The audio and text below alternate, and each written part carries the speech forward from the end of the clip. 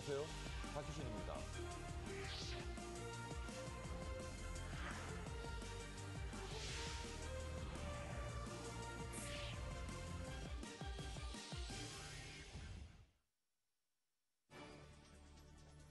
머니투자 헤드라인입니다. 뉴욕과 유럽 증시는 주요 기업의 실적 부진 소식에 하락했습니다. 미국 중앙은행인 연방준비제도가 이틀 일정으로 최고 통화정책 결정기구인 연방공개시장위원회 FOMC 정례회의를 시작했습니다.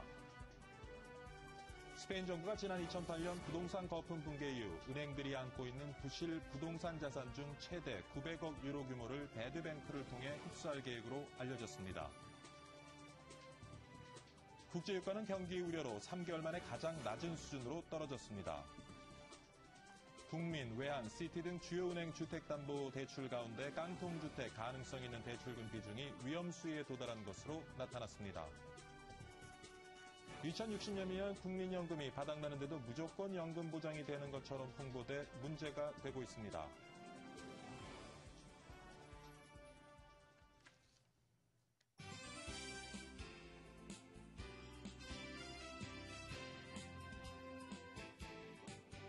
네, 10월 24일 수요일 박희준의 여보세요. 2부 시작하도록 하겠습니다.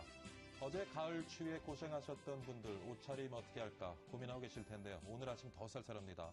오후에는 평년 기온을 회복하면서 좀 활동하기 좋은 날씨라는 예보가 있는데요.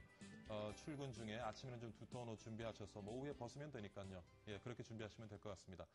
먼저 글로벌 마감 시황부터 좀 짚어보고 가겠습니다. 박지은 외신 캐스터가 준비하고 있죠. 박지은 외신 캐스터. 네, 시황센터입니다. 뉴욕 증시 오늘 장중 내내 불안한 모습을 보였습니다. 대형주들이 실적 악화 소식에 7주 저점까지 떨어졌습니다. 미국 최대 화학회사 듀폰 그리고 3M의 실적이 악화된 것으로 나타나면서 증시에 악재로 작용이 됐습니다.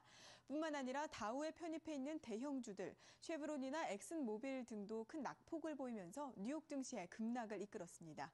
어닝 쇼크로 큰 타격을 입은 뉴욕 증시 얼마나 떨어졌는지 확인해 보겠습니다. 다우지수 1.82%, 243포인트 넘게 밀리면서 13,102 기록했습니다. 나스닥지수 0.88% 떨어졌고요. S&P 500지수 1% 넘는 낙폭 기록하면서 1,413에 장을 마감했습니다. 네, 다음으로 유럽 살펴보겠습니다. 유럽 증시 요즘 먹구름 잔뜩 끼어 있습니다. 특히 오늘 하락폭 크게 키우면서 유럽 주요국 증시들 아래로 곤두박질 쳤습니다. 스페인 재정 위기에 대한 우려가 깊어진 점, 그리고 3분기 실적에 대한 실망감 때문에 하락한 것으로 풀이됩니다. 스페인 중앙은행이 스페인 경제가 5분기 연속 마이너스 행진을 지속했다고 잠정치를 발표하면서 시장에 악재로 작용이 됐습니다. 또 국민 4명 중 1명이 실직 상태에 놓일 정도로 높은 실업률을 지속하고 있는데요.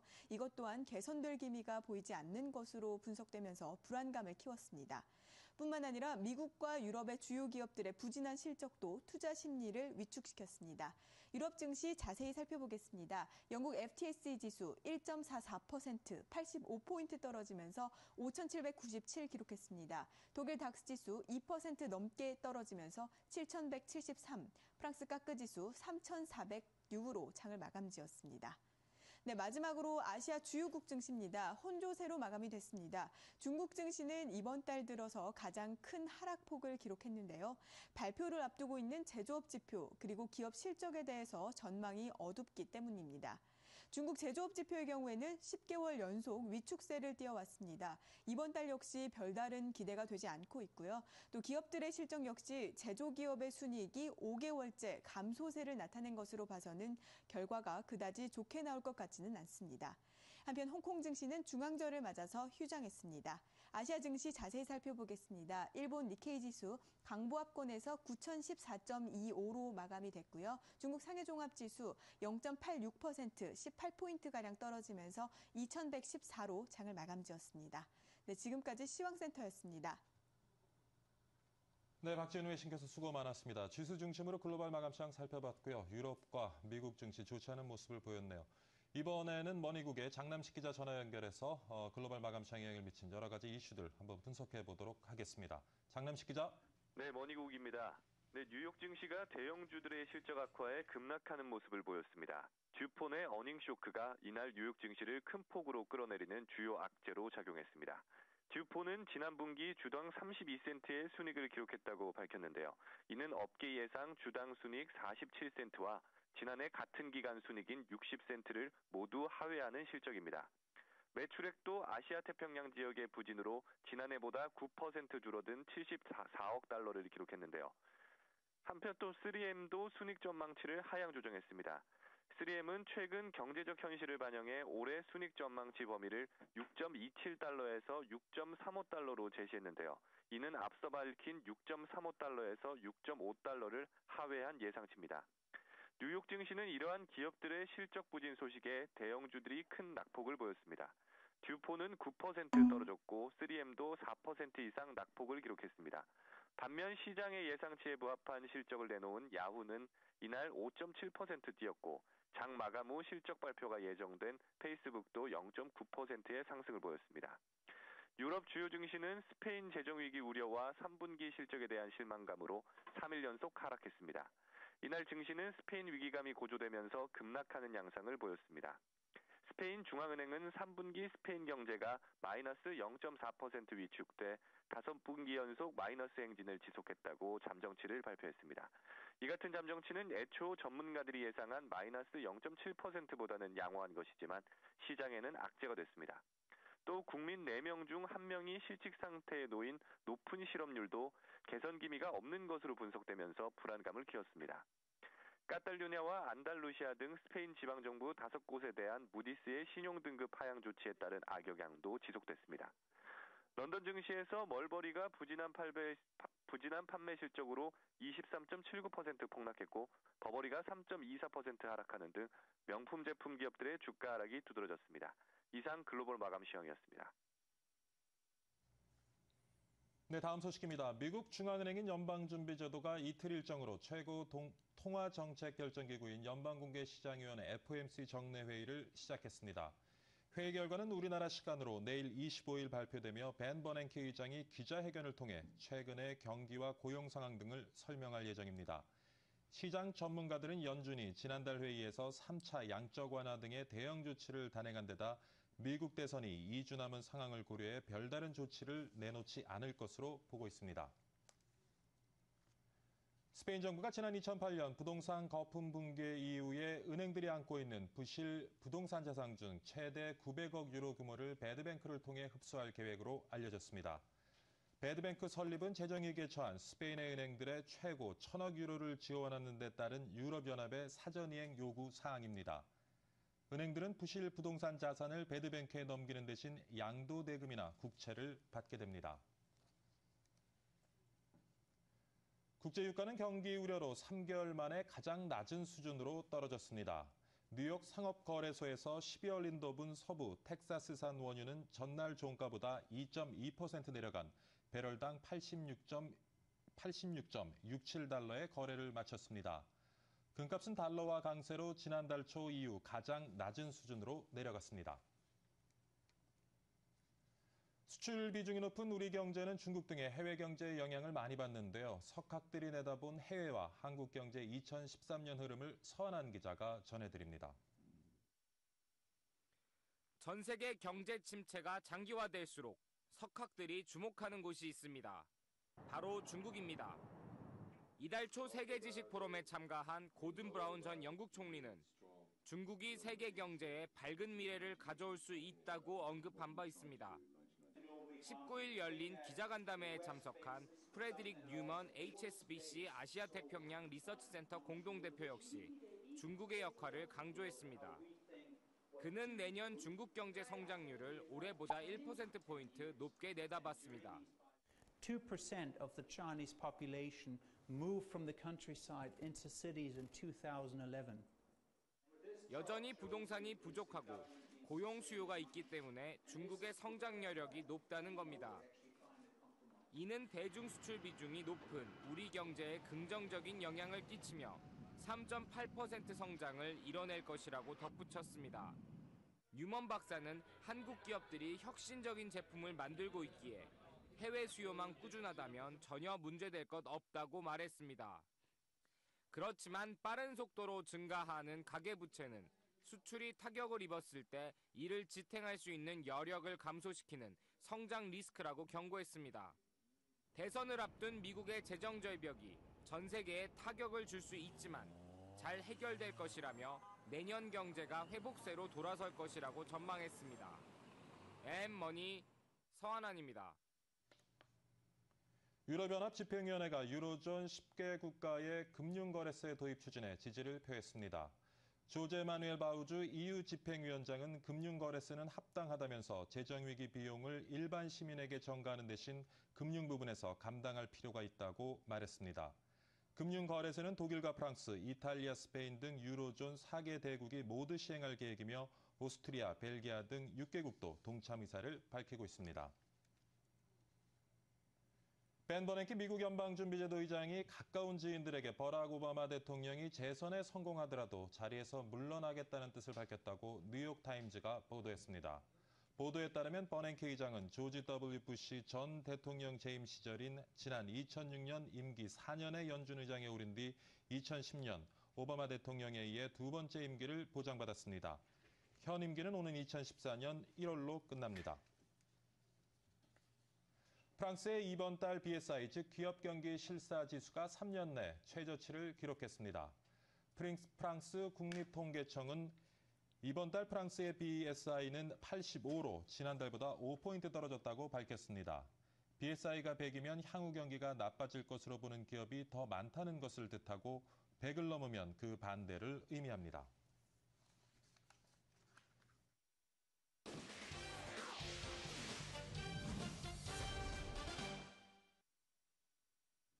네, 오늘의 집중 관찰 종목 알아보는 시간이죠. 오늘은 유한양행입니다. 여러분 유한양행 잘 아시죠? 아주 오래된 기업이고 저희 어머님 같은 경우에는 안티프라민 열심히 쓰십니다. 입술이 터도 안티프라민을 바르시더라고요. 우리에게 굉장히 친숙한 기업인데요. 오늘 토레스증권의 박준현 차장 전화 연결해서 한번 관련되는 내용 짚어보도록 하겠습니다. 안녕하십니까, 차장님? 안녕하세요. 네, 유한양행 참 오랜 전통이 있는 기업인데 기업에 관한 좀 분석 좀 해주시죠. 네, 말씀하신 대로 유한양행 1926년에 고 유일한 박사가 설립한 국내 매출로 봤을 때는 4위권 제약사입니다. 예. 심혈관계, 소화기계와 같은 내과 계열의 치료제 중심의 도입 신약과 원료 의약품의 매출 확대로 성장성을 유지하고 있는데요. 올해 상반기 그 제약사들이 다 그렇습니다만은 약가 인하로 수익성이 저하가 되었습니다만은 2분기를 저점으로 자기 자본 수익률이 개선되고 있습니다. 도입 신약인 트윈스타나 비리어드, 프리베나 같은 이런 도입 신약을 강력한 영업력을 바탕으로 성공적으로 시장에 안착을 시켰고요. 시장 점유율을 지금 증가시키고 있습니다. 자회사인 유한 킴벌리의 중국 수출 증가, 그리고 원료의약품 사업 수출의 증대, 이런 것들이 지분법의 이익 증가를 가져오고 있고요. 이런 부분에서 계속 수익성의 증가가 기대가 되고 있는 기업입니다. 네. 차장님, 수급 사항을 포함해서 최근에서 유한양행 좀 주가 어떤 흐름을 보이고 있는지 조금 설명해 주시죠. 예, 최근에 유한양행 상당히 주가 흐름은 좋습니다. 네. 기관이 최근만 해도 12일 연속 순매수를 해주고 있고요. 외국인들은 지금 14일 연속 순매도를 하고 있는데요. 역시 그 3분기 컨센서스가 시장의 그 예상보다는 상회할 것이다, 이렇게 지금 얘기가 나오고 있고요. 4분기 같은 경우에도 매출이 성장할 것이다, 이런 어떤 기대감을 반영해서 기관들이 순매수를 해주고 있기 때문에 최근에 신고가인 17만 원대까지 진입을 하고 있습니다. 네, 그렇군요. 그렇다면 유한양행 오늘 장에서는 좀 어떤 모습을 보이게 될지, 또 우리 투자자들 어떤 전략으로 접근을 해야 될지 좀 짚어주시죠. 네, 어제 해외 시장이 큰 폭으로 하락을 했습니다. 일단 최근에 시장의 조정 흐름은 계속 지속된다고 봐야 될 것으로 보이고요. 경기 방어주인 일단 제약주들은 상대적인 강세를 보이고 있기 때문에 오늘 유한양행도 상대적으로 강세를 보이지 않을까라고 생각을 하고 있습니다. 일단은 유한양행의 약점이라고 한다면은 개량 복제약이라든지 신약 개발의 성과가 다소간 좀 시간이 필요하다는 점이고요. 그렇지만은 도입 신약하고 원료 의약품의 매출 성장이 상당히 일어나고 있고, 또 1조 4천억 원에 달하는 자산 가치를 가지고 있기 때문에 그렇게 크게 빠질 부분은 없다라고 보고 있습니다. 일단은 목표 주가는 19만 원으로 지금 보고 있고요. 보유 의견을 드리도록 하겠습니다. 네, 말씀 잘 들었습니다. 토로스증권의 박준현 차장과 함께요. 유한양행에 대해서 같이 한번 분석해봤습니다. 오늘 이른 시간 전화 연결 감사드립니다. 감사합니다.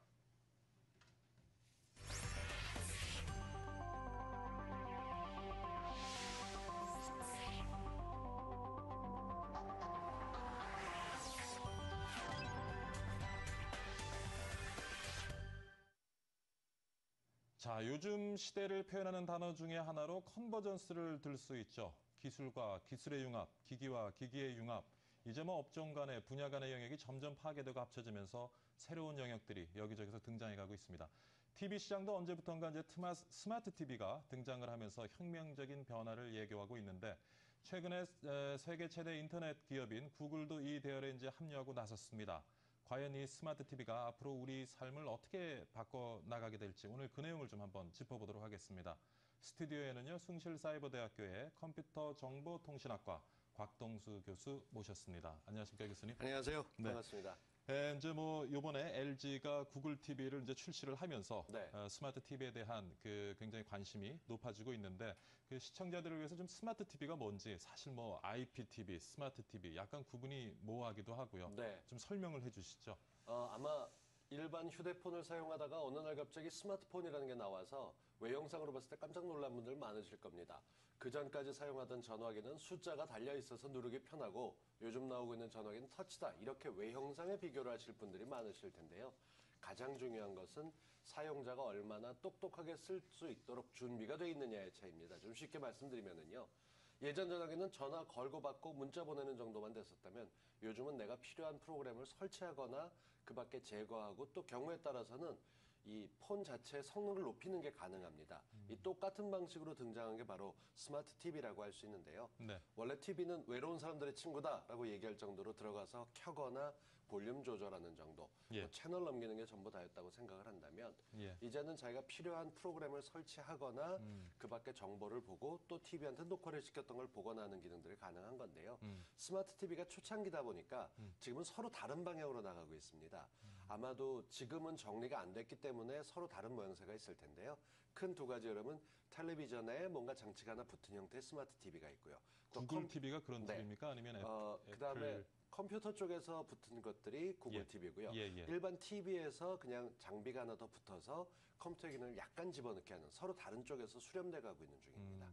그러니까 우리가 지금 활용하고 있는 어떤 개인용 컴퓨터나 스마트폰에 그런 기능들이 많이 이제 TV로 그렇죠. 이식되어져서 보다 편리한 환경에서 이제 TV를 사용할 수 있는 그런 이제 형태가 만들어지는 것 같은데. 네. 근데 지금 스마트 TV 시장은 어떻습니까? 조금 전에 이제 크게 두 가지 방향으로 뭐 접근이 되어지고 있다. 아직 시장에서 표준이 만들어지지 않고 있다 하는 말씀을 하셨는데 네. 스마트 TV 시장 지금 어느 정도 규모에 있고 어느 정도 수준에 있는지 좀 짚어주시죠. 시장 규모가 바뀌어가고 있는 것들은 분명합니다. 사실 근데 시청자들 네. 분들도 이 TV 보시면서 남 얘기처럼 들으시는 분도 많으실 그럼요. 거거든요. 아마 지금 TV를 얼마 전에 구입하셔서 3D로 샀다 하는데 나는 뭐 단추 잘못 누르면 화면에 갑자기 그림이 나타나서 눌러라 이렇게 돼 있어 하시는 분들 계실 거예요. 이 국내 팔리고 있는 최근 나온 최신형 TV의 상당 부분이 스마트 TV입니다. 이 스마트 TV의 가장 큰 특징 중에 하나는 별다른 비용이 제조사 입장에서는 그다지 많이 들어가지 않았다는 겁니다. 그 칩을 집어넣거나 어차피 큰 화면이 있기 때문에 그 내부에 저장 장치 집어넣고 뭔가 장치를 하나 추가하면 쓸 수 있는데 가장 변하기 힘든 건 사용자입니다. 특히 어르신들 같은 경우는 복잡해서 싫어 하시는 분들이 그렇죠. 많고요. 또 인식 때문에 그럴지 몰라도 왜 바깥에선 성실하게 인사도 잘하시던 분이 집에 들어가게 되면 어딘지 모르게 풀어서 티셔츠 같은 거 입고 움직이기 귀찮아하는 그런 두 개의 모습처럼 컴퓨터도 잘 쓰고 스마트폰도 잘 쓰는데 TV를 보면서까지 내가 이런 버튼을 눌러야 돼? 하시면서 거부감하시는 분들이 많습니다. 때문에 그렇죠. 시장 규모 자체가 아직은 뭐 1%도 채 미치지 못한다라고 보는 쪽들도 있고요. 보급 대수로만 따진다고 해야 되면 벌써 3, 4% 이상 10%에 육박하고 있다. 이렇게 보는 쪽도 지금 있습니다. 국내 시장 얘기하시는 거고요. 전체 시장으로 봤을 때 그 정도 된다는 거고요. 아, 그렇군요. 국내에서 보급되는 걸 따지게 되면 그거보다 조금 더 높은 편입니다. 아, 그렇군요. 실제 스마트 TV 시장의 1, 2위를 다투고 있는 회사가 삼성전자와 LG전자입니다. TV 보급률과 얇은 우리가 벽에 걸 수 있는 TV들 요즘 나오는 제품들을 보면 거의 대부분 스마트 TV 기능이 기본이다시피 들어가 있습니다. 잘 모르고 잘 안 쓰시고 아주 초기 형태라서 그렇긴 한데 스마트 TV는 생각보다 가까이 있지만 어느 시기에 확 쓰이게 될 때 그때 가면 나도 있었네 하실 분들 분명히 계실 겁니다.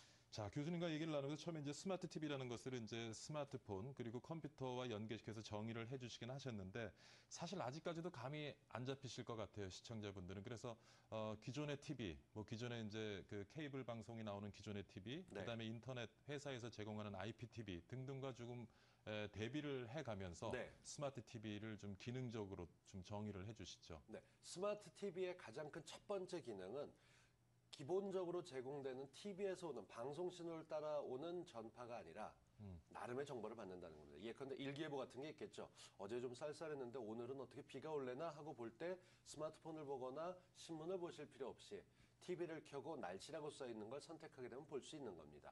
리모컨이 작은데 날씨라고 써 있는 건 없으니까 응용 프로그램, 앱이라고 써 있는 단추 같은 것들이 있을 텐데요. 예. 그걸 눌러 들어가면 날씨를 볼 수도 있고요.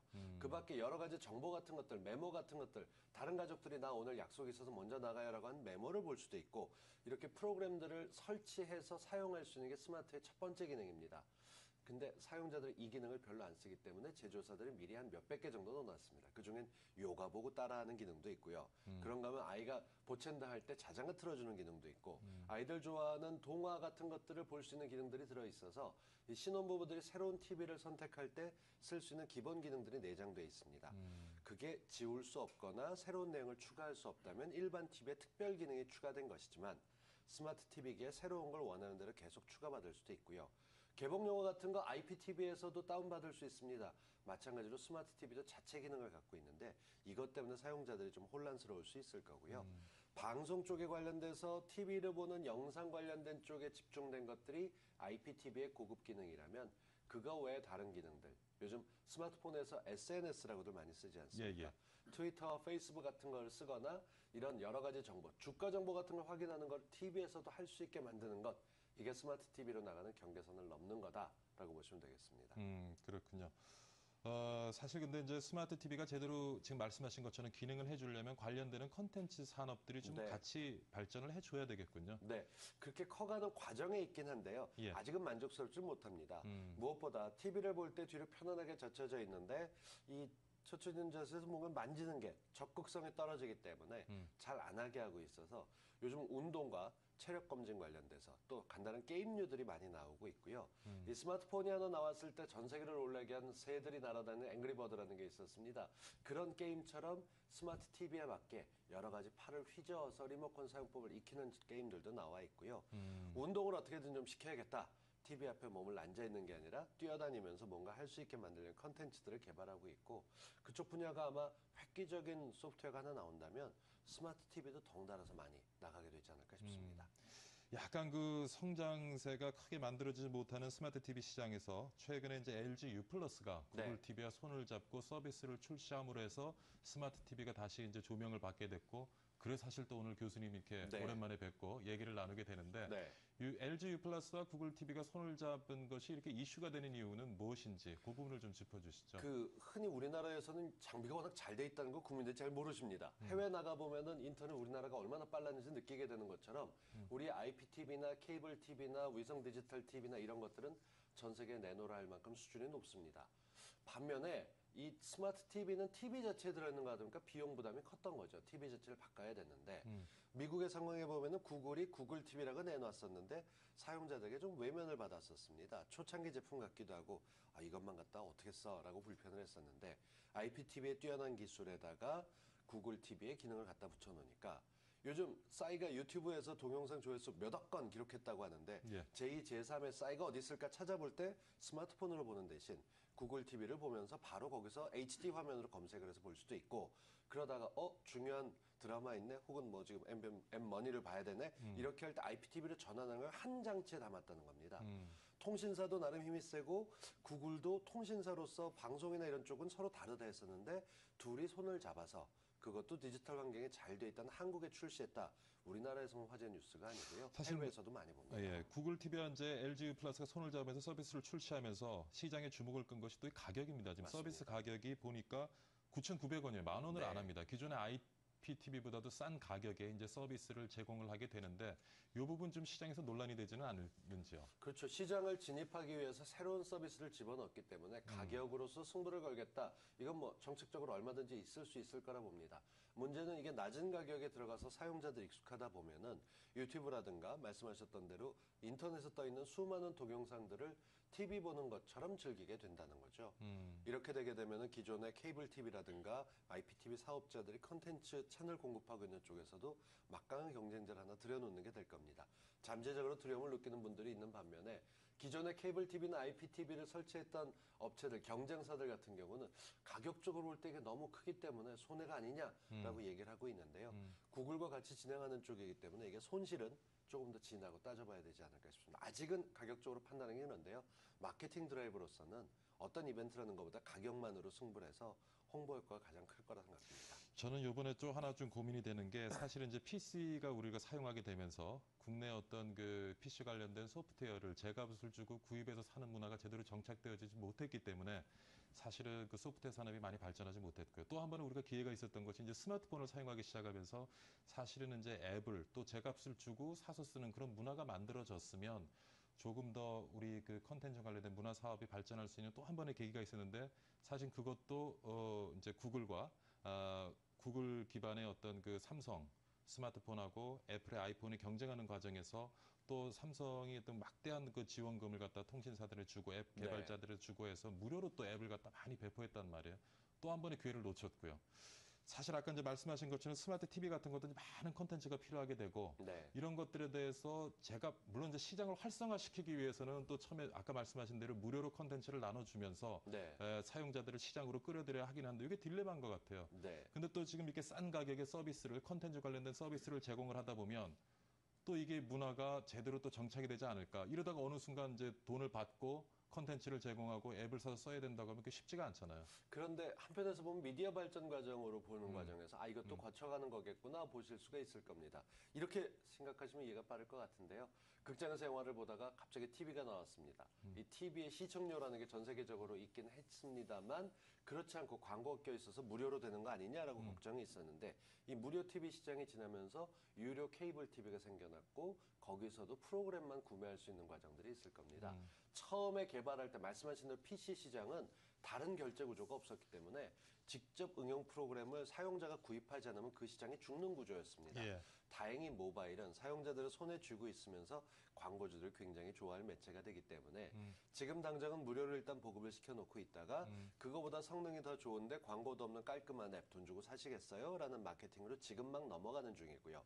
근데 이게 사실 기존의 콘텐츠를 유료로 과금하면서 사용자들에게 받아들일 수 있지만 새로운 서비스를 할 때는 좀 주저하게 될 겁니다. 그런 거 할 때 요즘 여러 가지 형태로 나오듯이 좀 거쳐가는 관계다 보시면 되지 않을까 과정이라고 싶습니다. 보시면 될 것 같군요.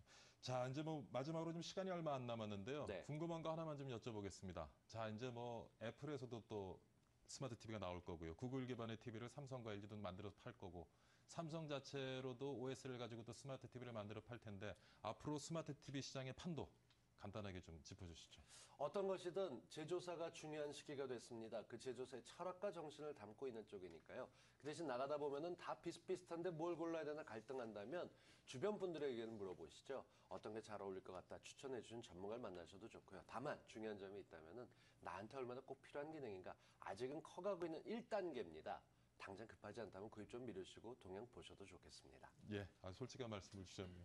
자, 오늘 바쁘신데 말씀 감사드리고요. 숭실사이버대학교 컴퓨터정보통신학과의 곽동수 교수와 함께 최근 이슈가 되고 있는 스마트 TV에 관련된 재미난 내용들 한번 살펴봤습니다. 오늘 출연 감사드립니다, 교수님. 고맙습니다.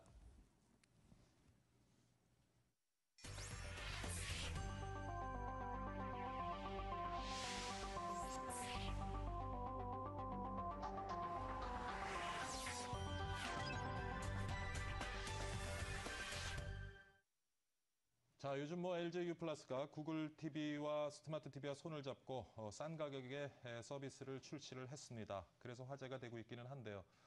이번에는 내용보다 사람들이 재밌는 분을 이게 뭡니까? 이번에는 제가 대본을 잘못 읽었네요. 이번에는 내용보다 사람이 재밌는 분을 잠깐 모시도록 하겠습니다. 출발증권시장의 더 사이렌에서 맹활약하고 계시는 MBN골드의 전문가죠. 정진세 전문가 오늘 함께 하겠습니다. 안녕하십니까, 전문가님? 안녕하십니까? 조금 전에 그 곽동수 교수님하고 이제 스마트 TV 관련된 얘기를 많이 나눠봤는데요. 증시에서는 또 어떤 영향을 미칠지 조금 궁금해요. 좀 그 부분을 짚어주시죠. 이렇게 내용보다 사람이 재밌는 앵커님이 되셨습니까? 자, 그러면은 스마트 TV와 관련해서 우리 시장에 영향을 줄 수 있는 종목이 무엇이 있느냐 그런 거잖아요. 그죠? 저는 이런 시장에 잘못된 지점을 좀 이렇게 정확히 짚고자 이 자리에 나왔습니다. 스마트 TV가 활성화되니까 스마트 TV와 관련된 종목이 있고 그 종목이 올라갈 것이다라고 하는 것은 너무나 원숭이와 같은 발상이어서 우리 아버님이 늦게 오신다고 우리 아버님은 늘 술집에서 바람을 피고 있다라고 얘기하는, 늦게 들어오는 아버님들은 모두 다 술집에서 술을 먹고 있다라고 얘기하는 것과 똑같은 논리입니다. 지금 시장은 단순하게 이런 것이 되기 때문에 그것과 관련된 종목은 이렇게 움직일 것이다라는 추측보다는 시장의 돈이 어떻게 움직이고 있는데 그 돈이 이쪽 물줄기로도 잠시 들어올 수 있구나라는 것에 입각해서 봐야 된다는 겁니다. 조금은 다른 내용인데요. 조금은 상이한 그런 그 접근 방식인데요. 지금 아무리 잘 된다고 하는 종목들도 가지를 못하고 있죠. 예를 들어서 삼성전자가 8조의 매출을 올렸다. 사상 최대 매출이다. 삼성전자도 스마트 TV를 만들고 있지 않습니까? 예. 그죠? 그럼에도 불구하고 삼성전자가 못 가고 있고 시장을 오히려 누르는 역할을 하고 있다라고 하면 이 부분은 어떻게 생각을 해야 될까요, 교수님? 글쎄요, 어떻게 생각을 해야 될까요? 네, 그냥 아무 생각 없이 그냥 받아들이면 됩니다. 예. 못 가는구나. 근데 제가 여쭤보고 싶은 게 지금 이제 LG U+가 네. 구글 스마트 TV와 손을 잡고 이제 굉장히 싼 가격의 서비스를 출시를 했어요. 사실 시장에 있는 많은 사용자들은 아직 그 스마트 TV에 대한 제대로 된 정의조차 가지고 있지 못하는 상황에서, 그러다 보니까 지금 시장이 만들어질 것이다 짐작은 하고 많은 투자는 이루어지고 있지만 사실 시장은 지금 크지 못하고 있는 상황이거든요. 그런 상황에서 이렇게 싼 값의 어떤 서비스를 제공을 하다 보면 앞으로 좀 시장이 활성화될 수도 있을 것 같고, 그렇다면 LG U+, 요즘 뭐 사실 LTE에 투자를 많이 하면서 굉장히 좀 어려움을 겪기도 하는데 조금 좋은 영향을 미치지 않을까 싶은데 어떻습니까? 저는 또 그런 생각이 듭니다. LG U+도 지금 주가가 그렇게 딱 좋은 상황은 아니에요. 하지만 뭐 나쁘지도 않고요. 분명히 시간이 지나면은 스마트폰을 정책 지원을 해주듯이 9,900원짜리 컨텐츠를 팔아먹기 위해서 스마트 TV를 싸게 판매를 하는 그런 정책이나 시장을 만들기 위해서 또 정부에서 지원을 하거나 아니면 예. LG U+ 나름대로 통신사들 나름대로 그런 지원 정책, 결국은 또 제설깎기가 진행될 것이다. 이미 9,900원에 시장에 내놨다라는 것은 저가 정책으로 일단 먹고 들어가겠다라는 거 아닙니까? 그렇죠. 예. 그렇다라고 하면 실질적인 수혜주와 관련해서 제조, 스마트 TV를 제조하고 들어가는 부품을 만들고 디스플레이를 만들고 그리고 그것을 서비스하는 어떤 그 통신 업체보다는 실질적으로 거기에 납품을 하게 되는, 아까 말씀드렸었던 무슨 교수님도 말씀하셨었던 어플리케이션이나 앱이라던가 아니면은 관련 컨텐츠들, 관련 컨텐츠를 만드는 그 업체들 중에서도 지속적으로 피를 받을 수 있는, 즉 뭐라고 합니까? 개런티를 지속적으로 받을 수 있는 그런 종목들, 그리고 그런 업체들이 실질적인 시간이 지날수록 수혜를 가장 크게 볼 수 있는 그런 업체들이다. 왜냐하면 무에서 유를 창출해내는 사람들이고, 그죠? 그런 기업들이고, 또 어떤 원자재를 사갖고 와서 그걸 완제품을 만들어서 판매를 하고, 원자재를 납품을 하고, 또 결국은 기업과 기업 간의 그 이해관계, 그리고 또 금전적인 문제, 또 원자재, 그리고 환율, 여러 가지 이유에 의해서 움직일 수 있는 수출이나 제조업, 공산품보다는 컨텐츠를 제조하는 그런 종목들, 그런 것을 기반으로 하고 있는 업체들, 그런 업체들이 더 성장성이 있다. 그리고 그것과 관련된 종목군들이 이미 주식시장에서는 움직일 준비를 하고 있고 매집이 끝나가고 있다는 겁니다. 자, 그럼 이제 전문가님 말씀은 사실 스마트 TV의 등장이 지금 단기적으로 어떤 주식시장에 큰 영향을 미치지 않겠지만은 어떤 뭐 정부의 정책에 의해서 시장이 점점 커지고 활성화가 되어지면 관련되는 어플리케이션이나 소프트웨어나 그다음에 이제 컨텐츠를 만들어내는 기업들이 수혜 오히려 떠오를 가능성이 그런 있다. 종목들이 더 빠르게 움직일 가능성이 있고 더 많이 갈 수 있다. 왜냐하면 조금 더 다른 논리를 좀 적용을 시켜야 되는데요. 기존에 제조를 하고 있는 제조업 업체라든가 혹은 IPTV와 직접적으로 관련이 있는, 그리고 스마트 TV와 직접적으로 관련이 있는 업체들은 너무나 주가가 많이 뛰어 있습니다. 즉 시가총액 상위 종목에 많이 들어가 있다는 거죠. 지금은 시가총액의 서열이 바뀌고 있는 그 과도기에 들어와 있는 증권시장 자체가, 전 세계 글로벌 주식시장이 시가총액 상위 뒤집어 엎기가 유행처럼 번지고 있는 그 자리이기 때문에 시가총액이 너무 비싼 그들, 삼성전자나 LG전자나 디스플레이라든가 이런 업체들보다는 비교적 시총 바깥에 있었던 주식 투자자들이 외면했었던 종목들, 쉽게 얘기해서 걸레가 됐었던 종목, 넉마가 된 종목, 그리고 싸구려 종목들. 하지만 그 종목군들 중에선 옥석이라고 할 수 있는 컨텐츠 업체라든가 제작 업체, 그리고 그럼 전문가님 저 한 몇 개 기업들을 좀 한번 짚어봐 주시죠. 예를 들어서 수혜를 받을 수 있는 기업들이요. IHQ. IHQ. 최근에 말씀드렸던 IHQ. 사실 IHQ도 컨텐츠를 제작하는 드라마, 뭐 착한 남자라던가 드라마, 뭐 이런 영화 쪽을 손을 대고 있고요. 또 CJ 미디어 그룹도 마찬가지고요. CJ ENM, 웅진 싱크빅, 요런 예림당, 요런 쪽들. 예림당 같은 경우에는 아이들 이북과 관련해서 그리고 IHQ나 SMCNC 이런 대형 기획사들은 드라마나 영화 제작 콘텐츠에 입각해서 또 SM 같은 경우는 또 음원 콘텐츠에 입각해서 이런 기업들이 앞으로 더 알짜 기업이 될 수 있다. 즉 이런 기업들이 지금은 농마주고 외면을 당하고 있지만 실질적으로 시장에서 주목을 받을 수 있는 스마트 TV라는 혹은 스마트 TV 시장이 번져가고 있다는 것에 힘을 얻어서 시가총액 상위로 등극을 할 수 있는 점점 자사의 가치를 시가총액을 높여가면서 회사의 가치를 지금 불려나가고 있다. 하지만 개인 투자가들이 접근하기엔 너무나 어려운 그런 시장 환경을 만들고 있기 때문에 더욱더 외면을 당하고 있습니다. 하지만 장기적으로 본다라고 하면 이런 종목군들이 나중에는 더 큰 시장에서의 더 큰 성장세를 보일 것이다. 자, 스마트 TV 시장은 어차피 이제 만들어질 것이고, 네. 그러한 스마트 TV 시장이 제대로 만들어지게 되면 가장 수혜를 받는 업종은 콘텐츠 업체. 예. 쪽이 될 것이다. 그래서 이제 몇 기업을 짚어주셨는데, 네. 조금 전에 개인 투자자들이 사실은 이런 어떤 단기적인 성과를 바라지 않고 장기적인 관점에서 예. 접근하기가 그렇게 쉽지는 않을 것이다 하는 말씀을 하셨는데, 네. 마지막으로 우리 투자자분들께 어떤 그런 관련되는 콘텐츠 기업에 관한 전략을 어떻게 가지고 가야 될지. 네. 자, 제가 좀 짚어주시죠. 그런 이야기를 드리고 싶어요. 장기적인 관점으로 주식을 볼 수 없다면 절대적으로 단기적인 관점으로도 수익을 낼 수가 없습니다. 단기라고 하면 오늘 아침에 사서 저녁에 파는 것뿐만 아니라 적어도 2, 3일짜리 스윙도 봐야지 될 텐데요. 장기적인 항목으로 볼 수 있는, 그럴 수 있는 인내와 시장의 적응력이 없는 상태에서 단기적인 오늘 사서 무언가 오늘 내일 수익을 내고 어제 샀는데 오늘 떨어지는 것에 우려한다라고 하면 그로 인해서 털리고 난 다음에 그 다음에 올라오는 상은 절대로 수익을 볼 수 없다라는 거죠. 그래서 지금 시장이 굉장히 힘듭니다. 제가 좀 이따가 제 코너에서도 이야기를 하겠지만 여러 가지 상황에 의해서 시장이 힘들게 움직이고 있습니다. 하지만 무언가 이 종목이, 이 회사가 앞으로 시장의 판도를 뒤집어 볼 수 있는 무언가 큰 컨텐츠를 갖고 있다라고 하면은 일정 비중은 담가놓고 좀 장기적으로 볼 수 있는 그 회사의 차트가 나타내는 그 회사의 어떤 수치적인 부분보다는 미래적인 가치에 입각해서 좀 투자를 하신다라고 하면 지금보다는 좀 더 수월하게 마음 편안하게 수익을 좀 보실 수 있을 것이다. 조금 그렇게 말씀드리고 궁금해지는 것이요. 또 LG U 플러스, 물론 네. 아까 말씀드린 것처럼 초기에 어떤 고객 기반 확대를 위해서 지금 제살 깎아먹기를 하면서 굉장히 싼 값에 네. 스마트 TV 관련된 서비스를 제공을 하기로 했는데, 이와 관련해서 지금 LG U 플러스의 주 흐름은 좀 어떻습니까? LG U 플러스 흐름 괜찮습니다. 지금 LG U 플러스도 U 플러스지만 통신 예. 관련주들이 다들 상승을 하고 있는데요. 단기적으로 LG U 플러스는 지난 시간에 굉장히 많이 올랐습니다. 적어도 5,000원이라는 주가부터 시작해서 8,300원이라는 가격대까지 2, 3개월, 4개월 동안 올라갔던 단기적으로 세게 올라왔었던 그런 한번 해 먹었다라는 거죠. 쉽게 얘기해서 우리 용어로 한번 해 먹었다고 합니다. 보통 한번 해 먹은 종목은 다시 한번 가기까지의 시간이 좀 필요합니다. 하지만 그것조차도 일봉에서의 흐름으로 단기적으로 본다라고 하면 주봉에서는 다시금 하나의 파동이 시작되고 있다. 그럼 7,000원, 6,000원부터 시작을 해서 얼마까지 볼 수 있느냐가 관건이 되겠죠. 그죠? 충분히 10,000원대까지 볼 수 있는 그런 종목이지만 문제는 이 종목이 10,000원을 간다고 해서 투자자 여러분들이 10,000원에 팔 수 있냐라는 거죠. 그죠? 제가 아까 말씀드린 것도 그 부분입니다. 이 회사는 10,000원을 갑니다. 그럼 이 회사가 10,000원을 가는 것을 한번 구경을 해봐야 할 텐데 내일 당장 떨어지는 것에 화들짝 겁을내서 물량을 다 털리고 만다라는 거죠.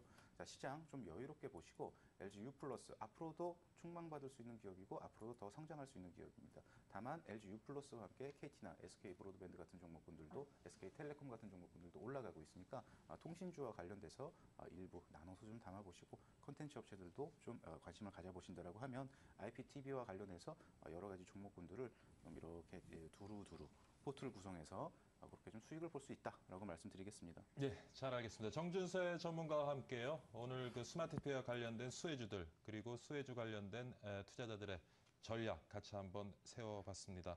오늘 이른 시간 출연 감사드리고요. 잠시 후 반전쇼 더 사이렌에서 다시 뵙겠습니다. 예, 감사합니다. 수고했습니다. 감사합니다.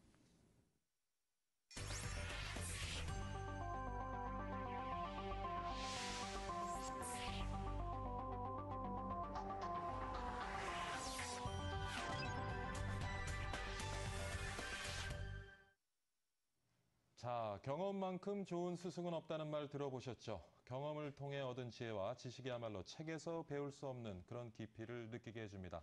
자, 이번엔 바로 이러한 경험 속에서 우러나는 현장의 이야기를 한번 들어보도록 하겠습니다. 수요일마다 뵙는 부분이죠.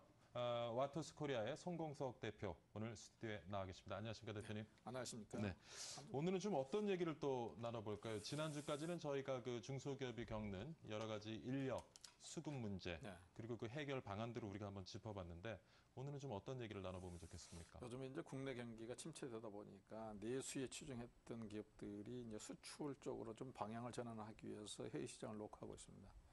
네, 그런 과정에서 중소기업이 겪는 애로사항 중에 하나가 인증 제도입니다. 인증제도요. 예. 예. 예를 들어서 우리나라 같으면 이제 KS라든가 뭐 금이라든가 품자라든가 뭐 여러 가지 마크가 있습니다만은 사실 소비자들이 그걸 구별해서 식별해가지고 선택하기는 어렵거든요. 지금 국내 시장에서 가장 널리 알려진 인증제도라고 하면은 아무래도 KS인가요? KS가 이제 가장 널리 알려져 있고요. 예, 예. 최근에 와서는 KC라 그래서 국가가 13개의 강제 인증 기준이 있는데 예. 그거를 하나로 통합을 합니다. KC로 해서. 그럼 그 KC 안에는 기존의 KS라든가 품이라든가 이런 것들이 다 담겨지게 되는 건가요? 이제 그렇다고 보시면 되는데요. 이제 그거 외에도 이제 우리나라의 각종 그 민간 단체라든가 이런 쪽에서 운영하는 인증 제도가 수도 없이 많습니다. 예. 수백 종이 되는데 저도 다 숫자로 파악을 못할 정도인데요. 사실 인증이라고 하면은 그 인증을 주는 기관의 어떤 그 신뢰성 네. 이것이 가장 큰 문제가 될 텐데 네. 일반 민간 그 기관에서 그렇게 우후죽순으로 이렇게 인증 제도를 만들어내게 되면 굉장히 시장은 혼란스러울 수도 있을 것 같은데요. 굉장히 대혼란이 오죠. 그래서 저희들이 이제 그 수출을 하려고 막상 문을 두들려 보니까 그 나라의 나름대로 또 스펙이 있습니다. 그렇죠. 그걸 이제 기준으로 해서 우리가 거기 자기들이 요구하는 인증을 받아야 되는데 우리는 그런 인증 제도에 한 번도 경험해보지도 못했고 체질화되어 있지 않습니다. 다만 국내에 KS에 머무르다 보니까 이제 우리는 이제 그것을 비교를 한번 해봤어요. 얼마 정도의 수준 차이가 나는지 이건 상당히 많은 시간이 필요할 정도로 그 수준 차이가 났습니다. 그런데 이제 그것들이 이제 우리가 이제 왜 그런 현상이 일어나느냐 제가 비교를 해봤더니 저도 이제 KS 인증을 보유하고 있는 업체이기 때문에 이제 그런 개정안을 내고 이제 많이 접해봤을 거 아닙니까? KS 수준이라고 하는 것이 우리나라의 1970년대, 80년대 수준에 머물러 있습니다. 초기에는 일본 거를 그대로 바꿨다 베꼈기 때문에 상당히 수준이 높았어요. 예. 그때 당시만 해도 우리나라의 품질 하면 KS 표시품이라고 이렇게 해서 자랑스럽게 얘기를 했지 않습니까? 시장에서 굉장히 그 KS 마크를 가지고 있는 제품에 대한 신뢰도가 높았죠. 우리나라에서 최고의 신뢰성을 확보할 수 있었는데 그렇죠. 지금은 KS 표시품 그거 아마 최저 수준을 규정한 거 아니냐 이런 정도에 머물렀다 보니까 상당히 KS 자체가 유명무실화됐습니다. 그러니까 그럼 지금 한 3, 40년에 만들어진 그 인증 기준이 네. 사실 시장이 발전하면서 그 변화를 쫓아가지 못했군요. 전혀 못 쫓아갔다는 얘기죠. 그 이유 중에 하나가 지금 기술표준원에서 그것을 다루고 있는데요. 제가 예, 조사를 해봤더니 예. 약 한 직영부 아래 있는 기술표준원, 그렇습니다. 그 아래 있는 표준협회에서 또 실무를 담당하고 표준협회에서는 이제 예. 그 만들어진 기준을 가지고 인증을 해주고 관리하는 쪽이고요. 관리는 기준은 실무는 규격을 만드는 그렇죠. 거 다루는 쪽은 기술표준회사죠. 기술표준원에서 하는데 제가 조사를 해보니까 한 70명 정도가 17,000건 정도를 다루고 있습니다. 심도 있는 그 검토가 이루어질 수가 없어요. 그러다 보니까 업계가 의견을 내면은 그거를 이제 검토를 하는데 이 공무원들이 또 얼마나 무사한 일을 하냐 그러면은 자기들은 책임지기 싫으니까 업계에서 하나의 통일된 안을 갖고 오라 그럽니다. 그러면 그것은 제가 봤을 때는 국가 표준이 아니고 단체 표준이죠. 이 단체들의 그 집단들의 의견을 100% 반영을 해주겠다. 그것은 말이 안 되지 않습니까? 그러니까 제가 봤을 때는 국가 공무원이 업계가 이런 의견을 내면은 적합성 여부를 따져서 과연 이것이 국가와 소비자들한테 도움이 된다 그러면 소신을 가지고 자기가 추진해서 나가야 되는 거죠. 어떻게 보면 그것도 하나의 법입니다. 그걸 갖다가 민간 업체들이 동의하지 않으면 안 된다는 것은 말이 안 되는 얘기죠. 자, 제가 하나 여쭙고 싶은 게 사실 지금 국내 많은 중소기업들은 어떤 품질 관리를 위해서 KS 인증을 받고 있고요. 네. 그 KS 인증 제도는 사실 3, 40년에 만들어졌는데 제대로 시장의 변화를 쫓아가지 못했고 자, 우리 기업들은 이제 해외를 나가려고 하는데 우리가 받은 건 KS 인증인데 세계 시장, 글로벌 시장에 나가보니까 이게 무용지물이더라 그렇습니다. 하는 얘기인데 그렇다면 이제 두 가지 정도로 생각을 할 수 있을 것 같아요. 지금 이제 KS 인증 그 수준을 갖다가 글로벌 수준으로 좀 끌어올리는 노력이 선행되어져야 하겠고 당연하죠. 또 하나는 제가 보는 것이 그 이제 우리나라의 KS 인증제도와 외국으로 이제 진출하실 때 각국이 가지고 있는 인증제도와 지금 상호 교환해서 서로 이렇게 상호 운용성을 갖게 해주는 그러니까 예를 들면 우리나라 운전면허증을 지금 이제 미국의 캘리포니아 가면 미국 운전면허증을 받을 수 있도록 바로 이렇게 해주지 않습니까? 네. 그런 관례로 생각할 것 같은데 좀 구체적으로 조금 어떤 식의 노력이 좀 우리가 필요할지요? 일본의 지스하고 우리나라 표준협회하고는 상호 교차 인증 제도를 실시하고 하고 있습니다. 있군요. 예. 근데 일본은 이제 가까이 오래됐으니까 이제 그걸 하고 있는데 원래 우리나라 KS가 또 일본의 지스를 그대로 갖다 베껴서 사용한 거기 때문에 예. 별로 문제가 없죠. 예. 그럼 일본의 인증 수준이 좀 낮은 수준인가요? 아니 이제 그렇지 않습니다. 예, 이제 예. 그건 이제 교차 승인을 이제 해왔지만 지금 현재로서는 우리나라는 보완을 안 했고 일본은 업그레이드해서 올라가니까 지금부터 격차가 또 벌어져 있는 거죠. 네. 그런데 이제 저희들이 이제 주로 이제 타겟을 하는 시장은 중국이나 미국이잖아요. 예. 근데 중국을 제가 봤을 때는 굉장히 낮게 이제 얕잡아 봤는데 막상 가서 상담을 해보니까 KS는 거기다 명함을 내밀 수가 없어요. 왜 이 사람들은 세계 각국의 사람들이 요구를 하지 않습니까? 예. 그러다 보니까 세계 각국의 스펙을 다 만족시킬 수 있도록 기준을 만들어 놨더라고요. 그러니까 우리가 중국을 이제 만만하게 보고 뭐 팔릴 것이다. 소위 말해서 택도 없는 얘기입니다. 예. 그래서 제가 느낀 것은 우리나라 KS 수준을 최소한 중국 수준 이상으로는 올려놔야 얘기가 되지 않겠느냐. 그래서 저희가 나름대로 또 노력을 하죠. 개정안을 내고 이렇게 하는데 아니 개정안을 내면 회의를 합니다. 업체들을 소집을 해가지고 한 개 업체라도 반대로 오면 이게 통과가 안 돼요. 그 사람들은 제가 봤을 때는 1960년이나 70년대 수준에 있는 사람들이 하는 얘기를 그대로 받아들여서 국가 표준이 된다는 게 말이 안 된다. 이걸 좀 개선했으면 좋겠다. 자, 근데 제가 이제 대표님 말씀을 들어보니까 사실 이제 대표님이 가지고 계신 기업처럼 어떤 운영하시는 기업처럼 어떤 나름대로의 기술력 그리고 시장에서 경쟁력을 가지고 있는 기업들 충분히 이 제품 가지고도 외국에서 통할 수 있는 기업들은 사실 KS 인증 기준에 대한 어떤 상향치를 요구를 할 테지만 사실 어떤 아직도 기술 수준이 안 되고 제품이 나름대로 시장에서 경쟁력을 충분히 갖지 못한 기업들은 오히려 KS 인증 기준을 갖다 지나치게 올려버리면 사실 그 기업들은 좀 시장에서 더 어려움을 겪을 것 같거든요. 물론 그렇습니다. 그런 문제는 또 어떻게 좀 해결이 가능할까요? 그러니까 그것이 이제 운영의 묘가 필요한데요. 일단은 우리가 이제 수준을 높여놓으면은 그리고 이제 충분한 유예 기간을 주면은 병행해서 사용하도록 하면은 그 사람들도 거기에 따라오려고 노력을 합니다. 그러나 수준을 낮게 놔둬버리면 더 이상 노력을 할 필요가 없잖아요. 그러면 언제까지 우리가 1960년이나 70년대 수준에 머물러 있어야 되느냐? 우리가 이제 어떤 운동선수가 국내에서 뛰다가 해외로 나가서 뛰려고 그러면 국제적인 룰을 습득을 하고 숙지를 하고 거기에 맞게끔 훈련을 해서 나가줘야 되는데. 그래서 그러면 KS 인증 제도의 기준을 좀 높이고 그래서 우리의 어떤 인증 수준을 갖다 글로벌 수준을 끌어올리는 게 필요하다. 그런데 지금 국제적으로 통용된 또 인증 기준 IS라는 것이 있지 않습니까? 그 부분은 또 어떻습니까? 지금 중소기업들이 많이 인증을 받고 있는지요? 엄청나게 받았는데요. 그것도 이제 민간 업체들한테 전부 다 이양을 해놓으니까 아주 인증을 위한 인증이 되죠. 서류로 하는 거 아닙니까? 완전히 그 어떻게 보면은 그 인증해주는 기관들의 장사하는 수단으로 활용되고 있기 때문에 품질하고 IS 인증받은 거하고 전혀 관계가 없이 돼버렸어요. 이래서 이러면 안 되기 때문에 국가 표준이라 하는 것은 국가에서 하나로 표준을 가지고 아주 까다롭게 관리를 하면서 운영하는 것만 민간한테 이양을 하는 방법으로 가야 효율적이지 않냐. 그래서 제가 봤을 때는 이것을 완전하게 해결하려고 그러면은 직영부의 국가 표준을 다루는 담당자들을 수준을 높여서 숫자도 늘려야 되지 않겠느냐. 지금 현재로서는 제가 봤을 때는 절대 해결할 수 없는 상황에 와 있습니다. 그러니까 인증제도는 정부에서 관할하는 것이 바람직하다. 규격 자체는 정부에서 관리를 하고 까다롭게 하고 그다음에 그걸 운영하는 것은 각 민간단체 인정을 해도 상관없지 않느냐. 저희들이 인증 마크가 굉장히 많다 보면은 저희들로서는 굉장히 불리한 게 소비자들 각각 다른 인증을 요구하기 때문에 저희들로서는 비용 부담이 엄청나게 늘어나고 있습니다.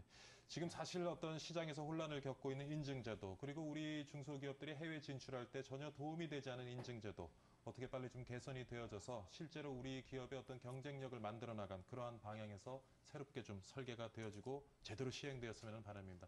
오늘 그 송공석 대표님 모시고요. 중소기업들을 인증 관련해서 겪고 있는 어려움들 그리고 중소기업의 입장 한번 들어봤습니다. 오늘 수고 많으셨습니다, 대표님. 감사합니다.